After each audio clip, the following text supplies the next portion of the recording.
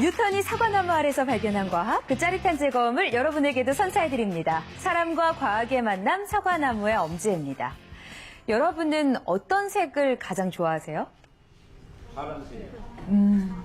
저랑 같은 생각을 가지신 분이 계셨는데요. 저도 파란색을 가장 좋아하거든요. 아무래도 좀 시원한 느낌 때문에 특히 날이 더워지게 되면 파란색 옷을 즐겨 입게 됩니다. 근데요, 이 색 속에도 과학이 숨어 있다고 하거든요. 그래서 오늘은 이 색에 대해서 자세히 이야기를 해보려고 하는데요.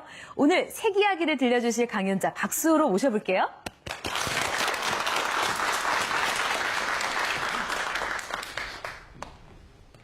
안녕하십니까. 저는 오늘 여러분들하고 색채 과학 얘기를 할 청운대학교 문은배 교수입니다.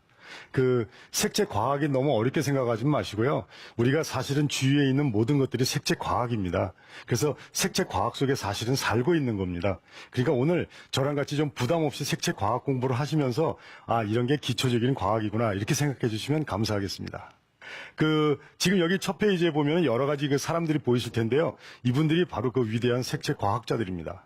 그리고 중요한 건 노벨상들을 타셨습니다. 그리고 그 유명한 예일대학 교수십니다. 아주 좋죠? 예, 색채가 이렇게 재밌습니다. 근데 먼저 이게 색채를 공부하기 전에 여러분들이 기본적으로 제가 단어를 좀 몇 가지 알려드려야 되는데, 여기 보시면 색, 색깔, 색채, 빛, 빛깔, 색상 이렇게 단어 보이시죠? 아마 평소에도 많이 쓰셨을 거예요. 근데 이걸 정확하게 이제 우리가 쓰질 못하고 이 단어가 저 단어인지 헷갈리시는데 제가 한번 정의를 해드리겠습니다. 맨 위에 이제 색이라는 말이 있는데요. 색이라는 말은 빛도 가리키고, 그리고 마음속에 있는 욕심도 가리키고, 그래서 색을 밝힌다고 그러죠. 예, 그렇죠. 욕심도 가리킵니다. 그리고 또 하나는, 난 색을 봤다. 물체도 가리킵니다. 그러니까 종합적인 뜻이 다 들어가 있는 게 이 색입니다. 그리고 두 번째 보면 색깔이라는 말이 있습니다. 이 색깔은 뭐냐면, 그 정치인은 색깔이 있대. 그 가수들은 색깔이 독특하지 않니? 이런 말을 합니다.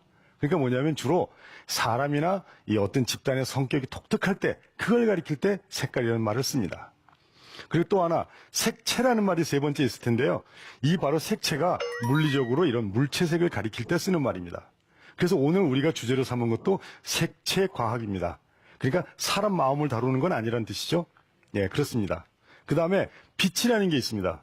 빛은 우리가 이제 전구도 보고, 촛불도 보고, 형광등도 보고, 태양도 보죠. 이런 거 자체를 빛이라고 합니다.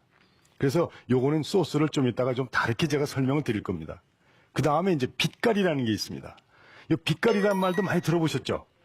예. 그 빛깔이라는 말은 어떤 물건이 있을 때 그 물건이 내 마음에 든다, 안 든다 할 때 씁니다. 그래서 빛깔이 참 곱다.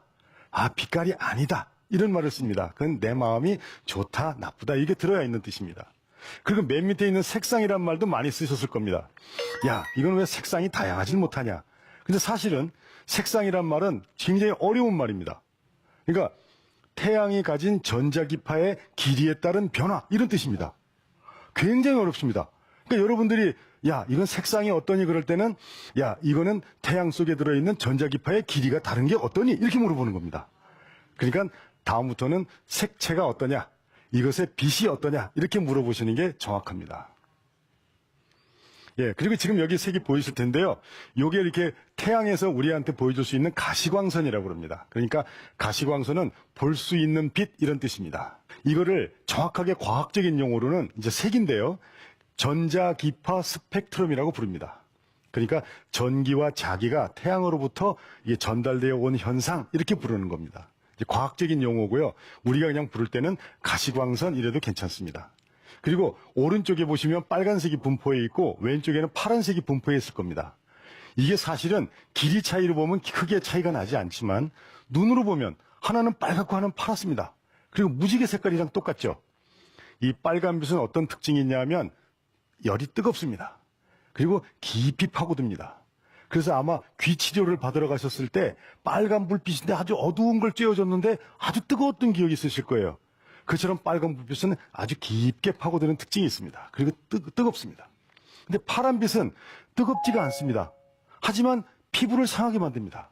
깊이 파고들어서 열을 주는 대신에 짧게 파고들기 때문에 피부가 상합니다. 그래서 우리가 자외선을 조심해라. 안 보이는 것 같지만, 그리고 뜨거운 거는 또 빨간 데 가면 뜨뜻한 걸 느낍니다. 겨울에 아마 난로도 이런 적외선 난로를 많이 보셨을 겁니다. 이 빛이 길이는 크게 차이가 나지 않지만 눈으로 보이는 거나 성능은 그렇게 차이가 많이 납니다. 그리고 한가운데 보면은 녹색이 있죠. 예, 밝은 녹색이 있습니다. 이 녹색은 어떤 특징이냐면 모든 빛의 가운데 있죠. 그러다 보니까 제일 선명하고 밝습니다. 아마 제 뒤로 보이는 이 세트장에도 녹색에 있는 글자가 이 빨간색에 있는 글자보다 좀 더 밝아 보이실 겁니다. 예, 그렇게 보이신다 그러면 정상적인 눈을 가지신 겁니다. 예. 그래서 지금 이렇게 보면은 선이 갑자기 쫙 올라갔죠? 과학자들은 바로 이 빨강, 노랑, 파랑을 분리하기 위해서 저렇게 정확하게 선으로 나눠서 사용합니다. 그리고 저걸 분리해서 여기까지는 빨강이다, 여기까지는 노랑이다, 이렇게 경계를 둘러서 분류를 하는데 그게 태양광 안에 이미 들어 있습니다. 자, 여기까지 기본적인 걸 얘기 들으셨으면 이제부터는 우리가 이제 과연 어떻게 색을 보고 우리가 뭐가 중요하냐를 한번 얘기를 해보도록 하겠습니다. 사실 사람이 색을 볼 때는 빛에 있어야 색을 볼 수가 있습니다. 빛이 없으면 불을 다 꺼놓으면 아무것도 볼 수가 없습니다. 그래서 첫 번째 빛을 저희는 광원이라고 부릅니다. 과학자들은. 그리고 물체가 있어야 됩니다. 허공에다가 빛 비춰봐야 밤하늘밖에 안 됩니다. 아무것도 안 보이죠? 예, 물체가 있어야 됩니다. 별도 물체입니다. 그 다음엔 눈이 있어야 되죠. 눈을 감으면 아무것도 보이지 않습니다. 그래서 이 세 가지를 저희 일반적으로 색채 과학자들은 색지각의 3요소라고 그럽니다. 그러니까 세 가지가 다 있어야 된다는 뜻입니다. 그래서 이 첫 번째, 오늘은 여러 가지 얘기 중에 이 광원, 첫 번째 있는 빛이 어떤 특성이 있는지, 그리고 맨 마지막에 있는 관찰자, 저희는 사람을 관찰자라고 그럽니다. 이 관찰자는 어떤 특성을 가졌는지, 남자나 여자 중에 누가 색을 잘 보는지, 이런 얘기를 들려드리려고 합니다. 아까 이 강의가 이제 여러 가지가 복잡한 게 있지만 불에 대한 그 강의도 있었을 겁니다. 그게 뭐냐면 불이 어떤 물체가 뜨겁게 타오를 때 나오는 빛이 있습니다. 그래서 용광로 옆에도 가도 불이 있고 장작 부를 때도 빛이 나오죠. 이것처럼 연루때 갖고 나오는 빛이 사실은 제일 좋은 빛입니다. 그러니까 태양이 뜨겁죠. 그 태양광 아래 보면 여러 가지 색깔도 보이고 좋잖아요. 그처럼 그렇게 뜨겁게 달아오는 광원을 열광이라고 합니다. 그래서 열로 내는 빛이 가장 좋은 빛입니다. 그런데 우리가 공부할 때마다 용광로를 대필 수는 없잖아요. 그죠? 야, 그 밥 좀 하게 불 좀 켜봐라. 이럴 때 용광로를 데우자. 이러면 큰일 나니까. 그래서 바로 과학자들이 공부를 하기 시작하는 겁니다. 예. 그래서 어떻게 하면 열을 내지 않고 빛을 만들까라는 연구를 합니다. 그러다 보니까 심해 새우가 생물 발광을 해서라도 주위를 밝히고 지나가더라. 설마 새우 몸속에 있는 게 뜨겁진 않겠죠? 그래서 저물질을 추출해서 가능한 한 냉광이라고 합니다. 차가운 빛을 연구를 합니다. 그래서 온도가 낮고 빛은 높을수록 아주 좋은 광원이 됩니다. 이제 색채 연구는 그거부터 좋은 빛을 만드는 것부터 사실은 색채 연구가 시작되는 것입니다. 예. 그리고 이제 그러다 보니까 우리가 요즘에 많이 쓰고 있는 가장 가까운 LED라는 광원도 상당히 적은 전기 에너지를 쓰면서 빛을 많이 밝히니까 효율적인 광원이라고 많이 쓰기 시작했죠. 이것도 역시 색채 과학자들이 만들어가는 빛의 분야입니다. 예. 그리고 이제 화학 발광인데요. 왜 영화 같은 데 보면 밤에 있을 때 뚝 꺾어갖고 화학약품끼리 섞이면 순간적으로 빛이 나죠? 그게 뜨거우면 손으로 잡았겠어요? 아니죠. 그것도 역시 차가운 빛, 화학 발광이라고 합니다. 그러니까 빛 중에도 또 역시 좋은 빛 중에 하나입니다. 그러니까 빛은 연구는 태양처럼 뜨거운 광원도 좋지만 차가우면서도 환한 빛을 내는 이런 연구를 과학자들이 많이 하고 있습니다.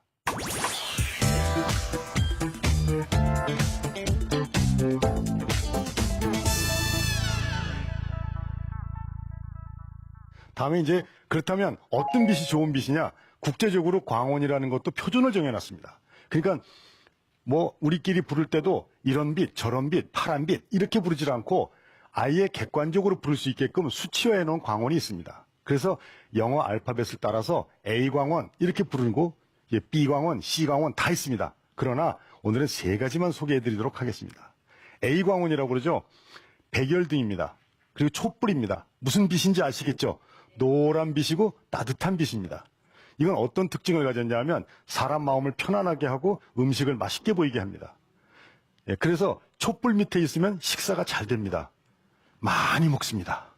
그리고 또 하나 장작불 옆에 있으면 모든 여성이 다 아름다워 보입니다. 예, 그래가지고 아주 못생긴 여자나 아주 이쁜 여자나 비슷비슷해 보입니다. 예, 그런 좋은 특징을 가지고 있습니다.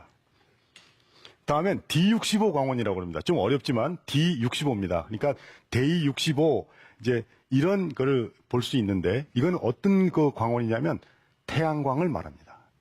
그러니까 태양광은 뭐냐면 모든 빛이 들어 있습니다.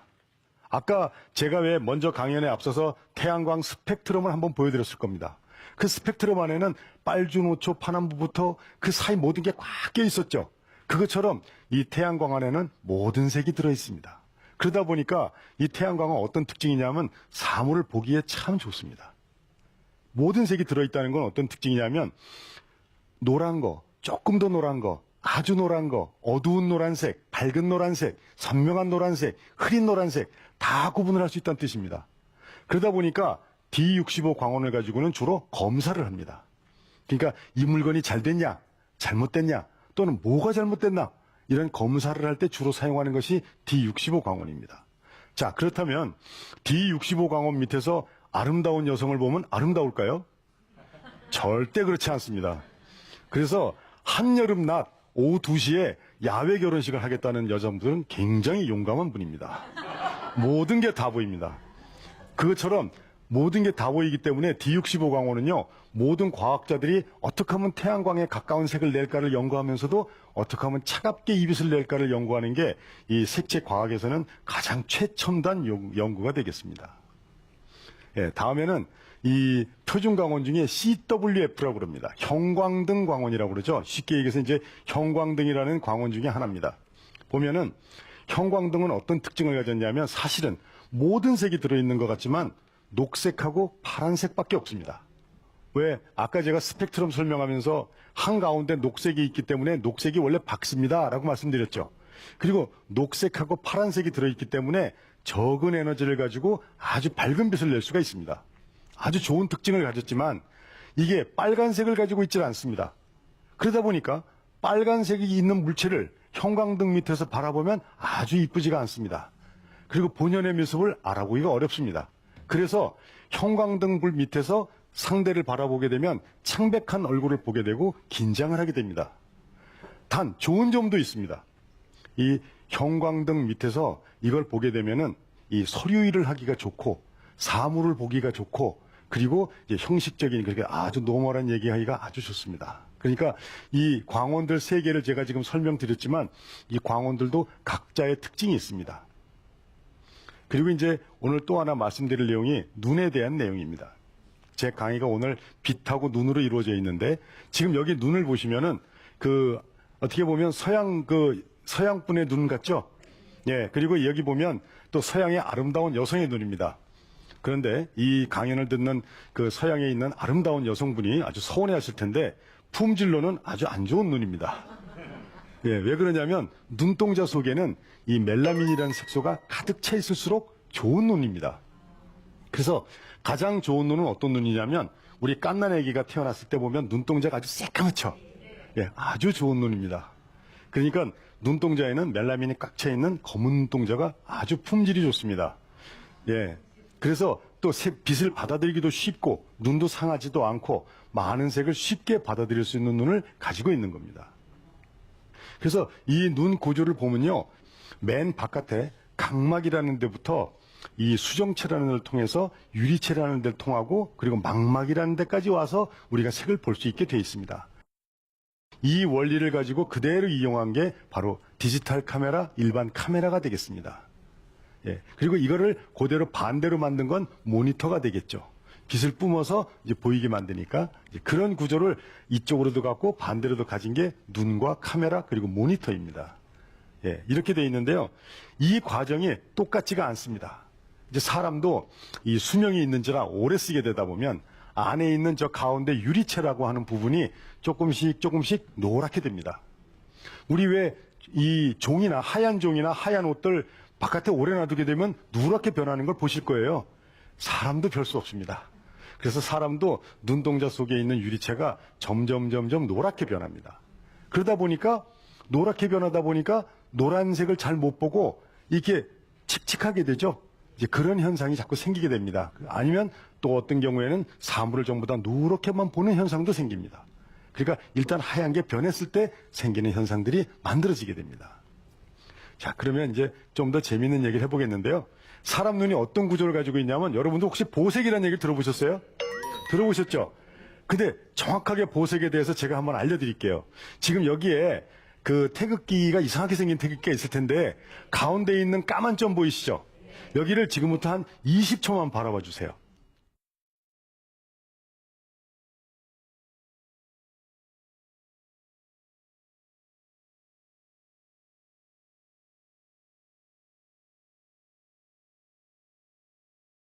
뭐 보이세요? 예, 태극기 정상적인 태극기가 보이죠? 예, 이것처럼 사실 우리 눈이 그 사물을 바라볼 때요, 강한 빨간색을 보고 있으면 반대인 강한 파란색도 보고 있었죠, 알고 보니까. 그랬는데 그게 사라지니까 눈 속에 있던 게 오히려 드러났죠. 예, 이런 게 정확하게 얘기하는 색채의 생리학적 보색이라고 그럽니다. 그러니까 우리가 이제 이런 생리학적 보색을 공부하는 이유는 뭐냐면 너무 위험하게 강한 원색을 쓰게 되면 사실 지나다니다가 눈 속에서 착각을 일으켜서 위험한 경우를 겪게 되기 때문에 이 공부를 하고 있는 것입니다. 그래서 이제 보색이라고 그러면 여러분들께서도 자신 있게 이제 오늘 이후로는 어디 가서 설명하실 때 내가 진짜 보색을 보여주마. 그리고 이걸 보여주시면 됩니다. 예, 근데 이제 우리 눈 속에 한번 살펴볼게요. 왜 그런 일이 벌어졌냐, 우리 눈 속에서. 나는 색을 정말 잘 보고 있는데, 이제 그런 걸 보다 보면 사실 우리 눈 속에는 저렇게 4가지 세포밖에 없습니다. 그러니까 맨 처음에 생긴 게 윗모양이 막대같이 생겼다고 그래서 막대세포라고 그러고요. 영어로는 로드, 막대기라고 그럽니다. 그리고 오른쪽에 있는 3개는 삼각형이죠. 뿔같이 생겼죠. 그래서 원뿔세포, 원추세포 이렇게 부르든지 영어로는 콘 모양으로 생겼죠. 콘이라고 그럽니다. 그래서 영어로는 로드 앤 콘, 우리말로는 간상체와 추상체 이렇게 부릅니다. 그런데 불행하게도 저 4개가 사람 키가 다르고 눈 모양이 다르고 모든 게 다르듯이 똑같이 들어있지가 않습니다. 이제 그래서 저걸 보고 나서 이제 사람들이 모든 게 그 사람의 시시각적인 능력을 판단하는데요. 첫 번째, 로드만 눈 속에 들어있는 사람도 있습니다. 간상체 전생맹이라고 합니다. 세계에서 제일 드문 경우인데 거의 없습니다. 그런데 마이크로네시아에 핀지랩 섬이라는 섬이 있습니다. 이 섬에 가면은 남자들 중에 반이 간상체밖에 없습니다. 그래서 낮에 활동을 할 수가 없습니다. 박쥐보다 눈이 나쁩니다. 그래서 밤마다 일어나서 살짝 물속에 들어가서 물제비집이나 이렇게 그걸 채취하고 다시 나오고 낮에는 잡니다. 왜냐하면 너무 약하게 간상체밖에 없기 때문에 태양광을 볼 수가 없습니다. 그래서 그런 사람들도 있고 또 오른쪽에 있는 추상체 3개 중에 하나가 없거나 2개가 없는 사람을 뭐라고 그러죠? 색맹이라고 그럽니다. 그러니까 간상체 전생맹은 간상체만 있는 사람이고 추상체 전생맹은 추상체 하나가 아예 없거나 2개가 없는 사람을 말합니다. 그런데 불행하게도 남자는 그런 사람이 많은데 여자는 전생맹은 없습니다. 그리고 색양만이 존재합니다. 그러니까 남자가 색을 잘 보겠습니까? 여자가 색을 잘 보겠습니까? 여자가 색을 잘 보죠, 당연히. 그리고 또 하나는 추상체가 눈에 들어있잖아요. 간상체는 아까 약한 빛에 반응한다고 그랬죠. 그러다 보니까 밤에만 활동을 합니다. 그런데 추상체는 3개가 들어있죠. 그리고 여러 가지 색깔이 있죠. 그러다 보니까 낮에만 활동을 합니다. 그래서 밤낮에 저게 바뀝니다, 서로 역할이. 그래서 이제 추상체가 많은 사람이 사실은 눈이 좋은 사람인데요. 잘 보는 사람이죠. 근데 0.1mm 안에 그 L이라고 써 있는 빨간색은 40개가 있고, 예, 그 다음에 M이라고 써 있는 녹색은 20개가 있고, 그 S라고 써 있는 파란색은 1개가 있습니다. 그러니까 0.1mm 안에 40개, 20개, 1개가 있는 겁니다. 그러니까 당연히 파란색을 잘 못 보겠죠? 빨간색은 제일 많고, 녹색이 그 다음 많고, 더더욱이 적은 게 파란색은 1개밖에 없으니까 사람은 그래서 원래 파란색을 잘 못 봅니다. 그래서 여러분들도 혹시 파란 불빛을 보시면 초점이 잘 안 맞히고 좀 어두워 보이고 빨간색을 보면 좀 밝아 보이고 환해 보이는 게 이런 이유 때문에 그렇습니다.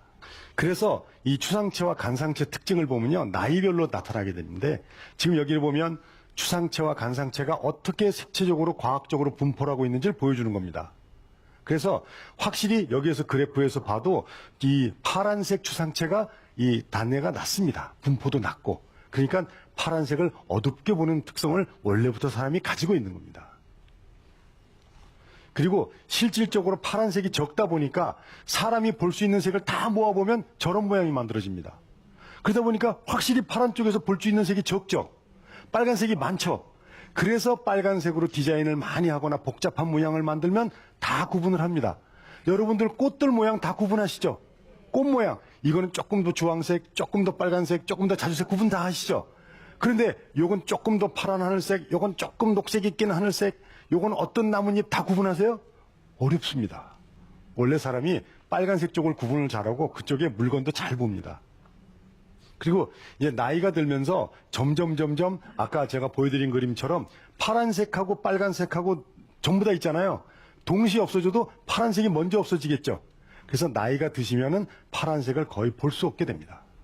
그래서 나이가 드셔서 파란색이 많이 없어진 나이 많은 들은 남자분이겠죠. 하고 이 파란색이 원래부터 없던 색약자하고는 증상이 비슷해집니다. 그리고 이제 여기 보면 이제 색각 이상 그림이 있는데요. 마찬가지로 정상시야라 그러니까 빨주노초 파란보가 다 있죠. 첫 번째는 빨간색 아까 추상체가 없는 사람입니다. 노란색하고 파란색밖에 못 봅니다. 두 번째는 녹색이 없는 사람도 노란색하고 파란색밖에 못 봅니다. 그리고 세 번째는 왜 나이가 드셔도 그런다고 그랬죠? 파란색이 없는 사람은 빨간색하고 청록색 정도밖에 못 봅니다.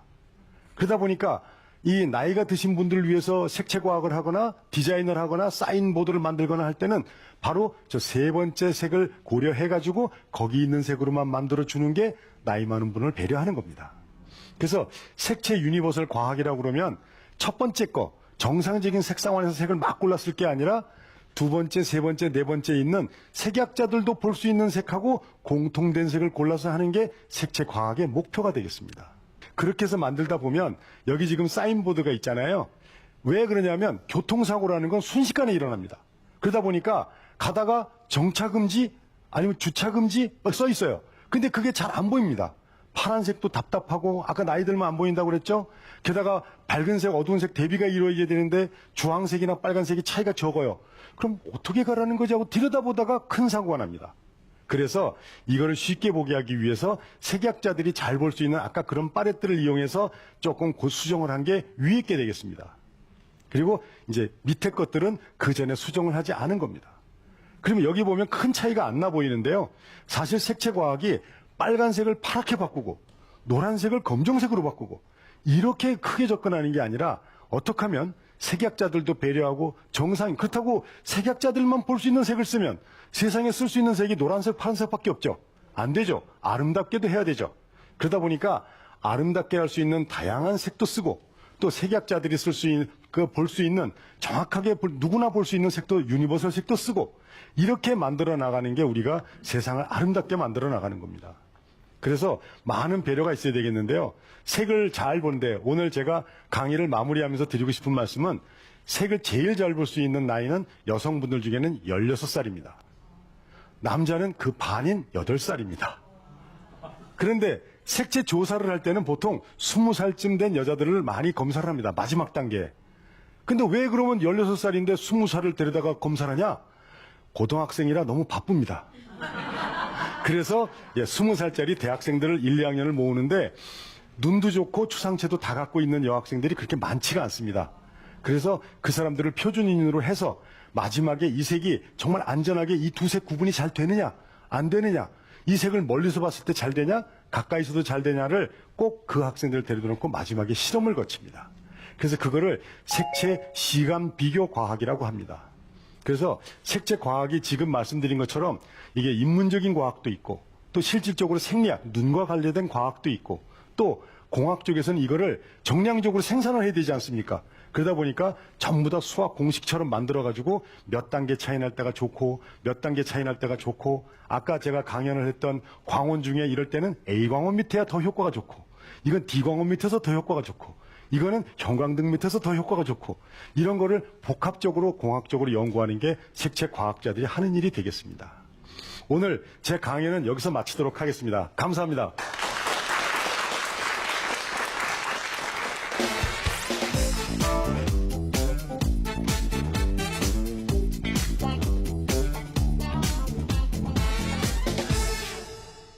네, 문은배 교수님 강연 잘 들었습니다. 보다 보니까요, 어르신들이 좀 빨간색을 연세 드시면서 찾는 이유가 저런 과학적 원리에서 있지 않았나 하는 생각이 좀 듭니다.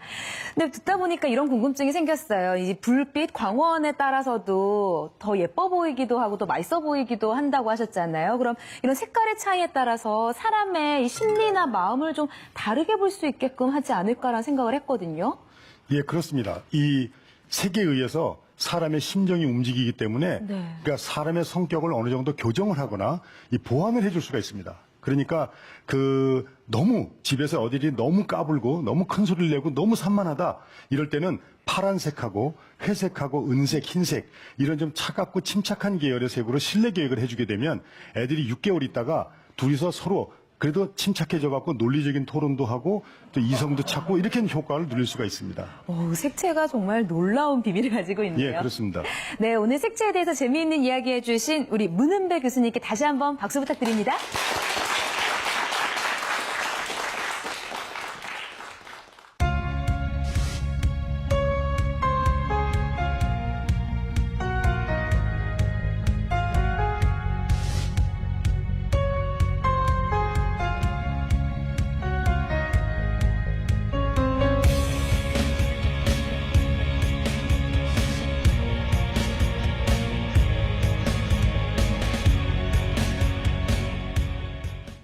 색채를 잘 이해한다는 것이 바로 우리 생활을 더 윤택하게 만든다는 거 오늘 강연을 듣고 아셨죠?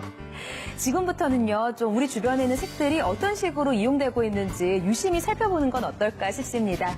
자, 사과나무 다음 시간에도요, 더 재미있고 흥미로운 과학 이야기로 여러분 찾아오겠습니다. 고맙습니다.